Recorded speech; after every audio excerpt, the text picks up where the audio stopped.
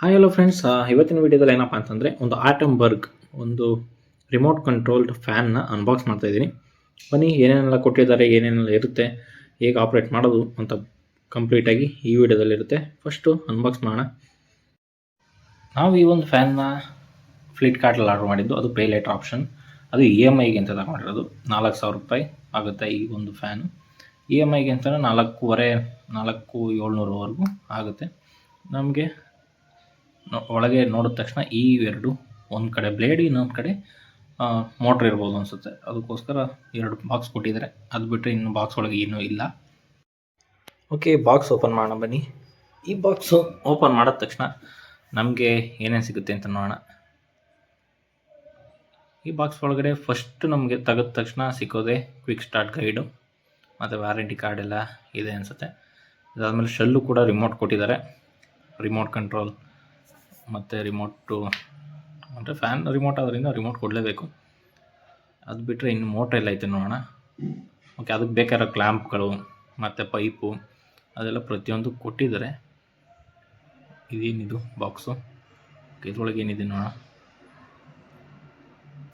ಇದ್ರ ಒಳಗಡೆ ಬಂದು ಮೋಸ್ಟ್ ಆಫ್ ಆಲ್ ಎಲ್ಲ ನಟು ಬೋಲ್ಟ್ಸ್ ಕೊಟ್ಟಿರ್ಬೋದು ಅಂತ ಅಂದ್ಕೊಂಡೆ. ಹೌದು, ನಟು ಬೋಲ್ಟ್ಸ್ ಎಲ್ಲ ಪ್ಯಾಕ್ ಮಾಡಿಕೊಟ್ಟಿದ್ದಾರೆ. ತುಂಬಾ ನೀಟಾಗಿದೆ ಅಂತ ಹೇಳ್ಬೋದು.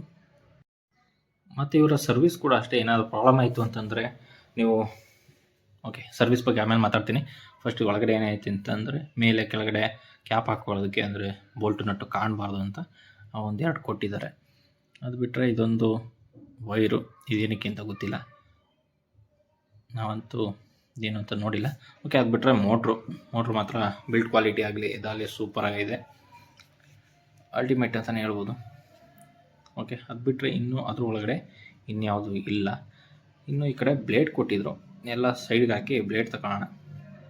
ಇನ್ನು ಬ್ಲೇಡ್ ಕಡೆ ನೋಡೋದಾದರೆ ಬ್ಲೇಡ್ ಬಂದು ನಾವು ಆರ್ಡ್ರ್ ಮಾಡಿದ್ದು ವೈಟ್ ಕಲರ್ ಅನಿಸುತ್ತೆ.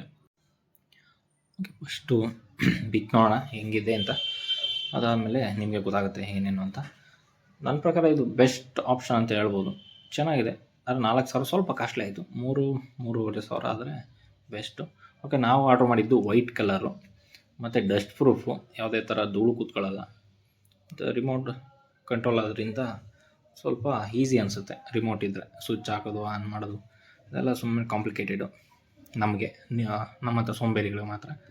ಓಕೆ, ಇದಾಗಿತ್ತು ಇವತ್ತಿನ ವೀಡಿಯೋ ಫ್ರೆಂಡ್ಸ್. ಬೇಗ ಚಾನಲ್ನ ಸಬ್ಸ್ಕ್ರೈಬ್ ಮಾಡಿ. ಇಂಥ